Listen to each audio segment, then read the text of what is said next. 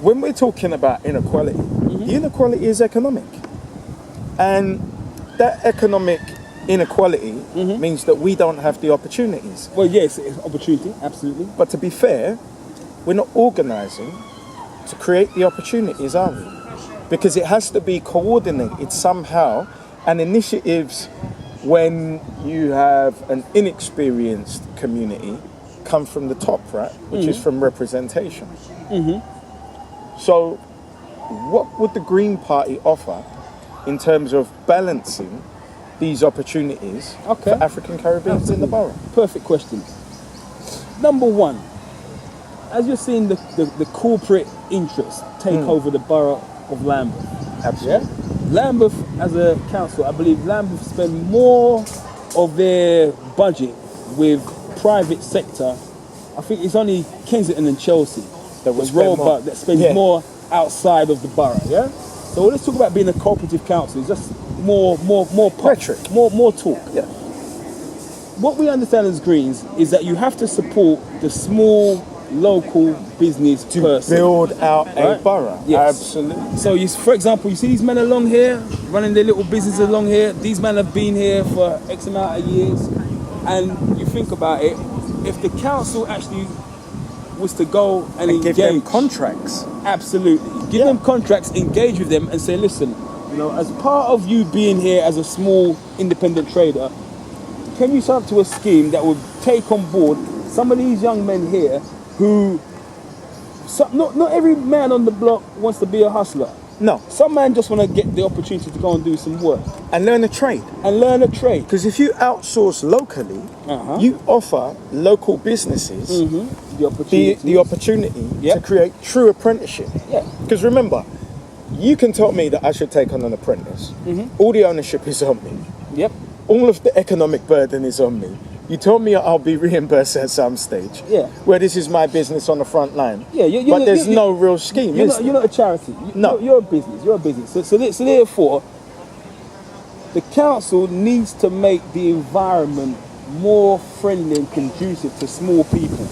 When they evicted all of the businesses down on the upper arches in Atlantic Road, they destroyed the black business sector. Absolutely. In Brixton. That was one of the Bar Tottenham. Yeah, absolutely. And they evicted all these people. And I said to myself, how did you manage to pull that off and no one's screamed racism? How has that happened? And when you think about the people that were there with their businesses, these weren't benefit scroungers. No, they weren't here hard. sucking out. These were people, as I said in a previous interview, these were the real capitalists. Absolutely. Because if they make a mistake, they have to carry the can. Absolutely. Unlike these big corporations that make a mistake and get bailed up by the government. Or the banks. Or the banks. Or shareholders. Reinvesting. Right. Yeah. So for every £1, research was carried out, for every £1 spent in a local independent business, 50 pence stays in the local community. Absolutely. If you shop with the big chains and the big corporations, that money just goes out. It just goes out. It goes out. So you have an impoverished area where people have impoverished ideas because they go to schools where money's spent, but the ideas that the schools put forward, and this is what you find really interesting, they can say, oh, we spent thousands and thousands building a new academy. Okay, the children come out with qualifications of sorts. I had a meeting the other day with a group of young bloods that I encouraged years ago to go to university. They went to university, they got their degree, they're all unemployed. Look, this is the problem. You got a generation of people that don't necessarily need degrees because the information in terms of education is freely available in the air. But coming down to the institutions, schools have actually become processing plants because these academies are paid for the outputs. Well, what I was gonna say, so children have become outputs. The schools that the majority of our children from either the black community or the working class white community, when they attend these academies, the state academies, they're being churned out. It is a processing plant. And it was really interesting. A colleague of mine, he went to Eton, right?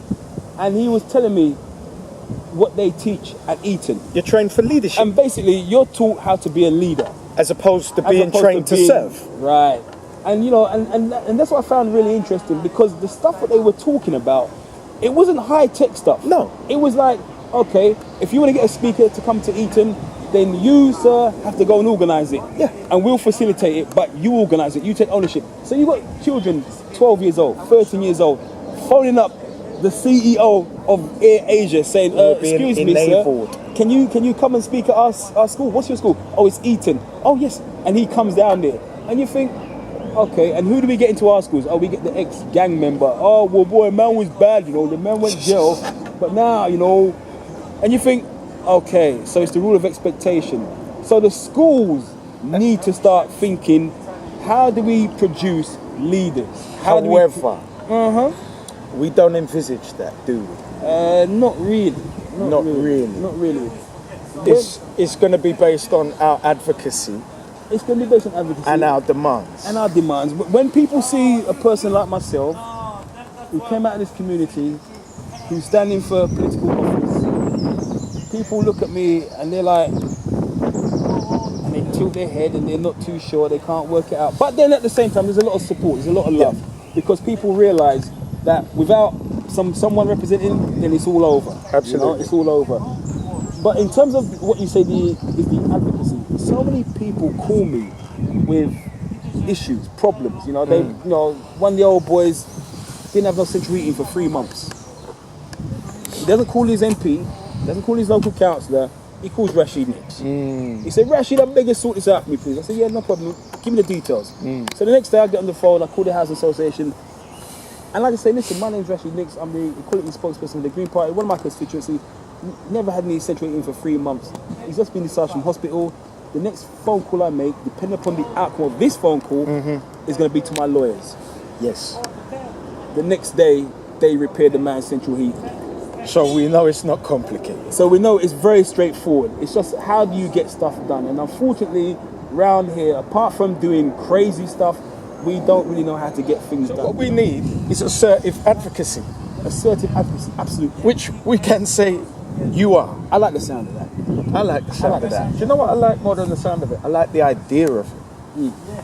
Because assertive advocacy, for what I would say is possibly the first time in 30 years in Lambeth, would rescue an African Caribbean populace here, who, although there is the wider community within Lambeth, the African Caribbean community is at risk by and large more than anybody else from regentrification. And we've seen this go across how many boroughs? And we're seeing it right here at Brixton. This is not a Brixton I recognise. And I lived down the road in Ethelred Estate for 7 years. What I would say in regards to, you know, the factors at work here, you have so many different factors combining to basically create a perfect.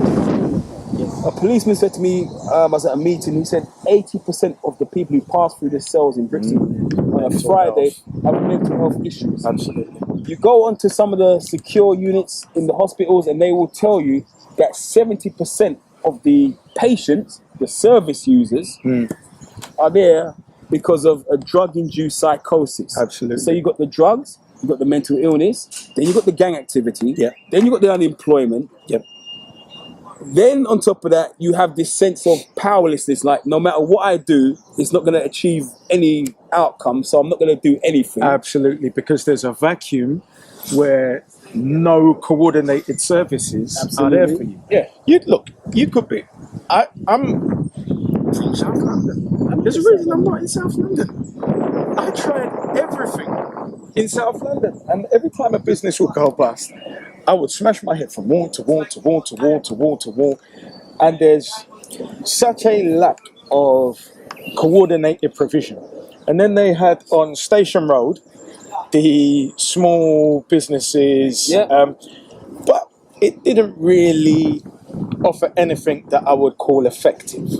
You know, the funny thing about the funny thing about Station Road is that at the end of Station Road, they got a thing what they call Pop Brixton, which is like, you know, the containers all linked up, and it's the kind of hipster spot. The council underwrite that place hundreds of thousands of pounds. Yeah. It's supposedly running at a loss. Yeah. I don't know how, because it seems to be busy. But there's something going on there, and the council still pumps money into it. And you think, how many services that serve the black community does the council underwrite to the tune of several £100,000? But one thing we do know about us is it's easy to put a cherry on the cake. Cherry on the cake. We look at the cherry on the cake. Okay. We might not be asking about what the ingredients of the cake are, but we do know we have Pop London, right? Yeah. Pop Brixton. Pop Brixton, they call it. Yeah. Yeah. So when we are offered tokens, we take them. Let me see. I started doing mentoring in 1999. Yeah. So I've got a fairly long established track record. I worked in schools, in colleges, youth centres across the capital. Yep. Snap. And now I've worked between mental health, criminal justice, and education. So I'm dealing with the triangle, you know. And it is a triangle. And it is a triangle. It's a black man's Bermuda Triangle where people go in and they go missing. And if they're smart, they come through. You know, they come through. What I would say, dealing with that, the intervention work that has to be done to break this cycle, because it's a cycle. It's a cycle. As Malcolm said years ago, he said if you live in a poor neighborhood, you get a poor education because you go to a poor school. If you get a poor education, you get a poor job. Yep. You get a poor job, you live in a poor neighborhood. Absolutely. Poor neighborhood, poor school, and it's a cycle. Ever decreasing circles. It's a cycle. So around here, that's what you're finding. And so you're finding certain families and certain groups are just stuck in this cycle. Perpetual poverty. Yeah. And so and they teach poverty to the next generation very well. Absolutely. They pass it on like ducks to water. So someone with a different value system, a middle class value system, will come in and they would see this area as being investment potential, and it's a gold mine. We've got to take those limited resources and that limited amount of time, and we've got to work with the children that are 11 years old, prevention, 12 years old, and give them the foundation, 10 years old. Give them the foundation. And make a 20-year plan for them. Absolutely. There's a company that I did some work with called Repowering. Yeah. And they were running renewable energy training in Brixton. Yeah. And they had a certain problem trying to reach certain young people. So I said, no problem. They contacted me. So I said, no problem. I can talk to some of the young bloods. So we put the word out that there was this program running. Outreach. Get down there. And the young bloods off the block who went and attended, I mean, I'm talking about these were regular road cats. Some of them couldn't see it. But those who saw it was like, wow. £1 million business. Is this what this green thing's all about, Rashid? I'm £1 million business, yes. Sustainable energy. Yes, it's low all about cost. that. Low cost. You know what they say? Where there's muck, there's grass. You know, so you got to think about waste disposal. You got to be thinking about energy production. You got to be thinking about completely re-engineering how people view themselves and their relationship to their environment. Would you be an effective advocate to bring a free school into Brixton? If I'm elected, and if I'm not elected, let's say when you're elected. Let's just hypothesize. I like that one. When I'm elected, you hear that one. Let's hypothesize that when you're elected, you would advocate for a free school. 100%. So I know the teacher. She's a head teacher. She went for a very ambitious project called the Diamond Enterprise School, which linked enterprise to education, and was told it was too ambitious. And then they invited her back and they said, if you give it to one of our preferred heads, they may employ you.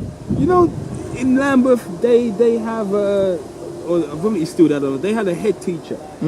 This man was on £330,000 a year. Beautiful. That was a head teacher. One school isn't enough. So it sounds like there's room for a program there that would go from nursery to industry. Absolutely. But you know, and one of the real sad things is that out on Somerleyton Road, which is also part of this constituency, Somerleyton Road, where I lived for 20 years. My dad came to this country in 1961, lived on Somerleyton Road. They have a school building and the school, what was it called? I think it's called the Olive School. So they was there temporary for like a year or so. Then they moved out. And you're thinking, but this is on Summer Leighton Road. And the offer never even, the building just never Didn't even touch came the up. sides. Yeah, it didn't even come up for grabs. And you think, but it's a school. I mean, it's actually a school. It's got like, it's a school. It's a school. It's not a building that you convert to a school. It's a school. It's a school. And you think, wow. And this building is currently empty. Well, it's being lived in by property guardians, so it's these kind of hipsters, you know what I mean? Yeah. And they're living in a school while we got an educational crisis going on in Lambeth. That's the best regentrification I've ever heard in my life. It's just horrible, brother. It's horrible. It's horrible. And then people see it and they walk past it, but they never join the dots up. They're not aware.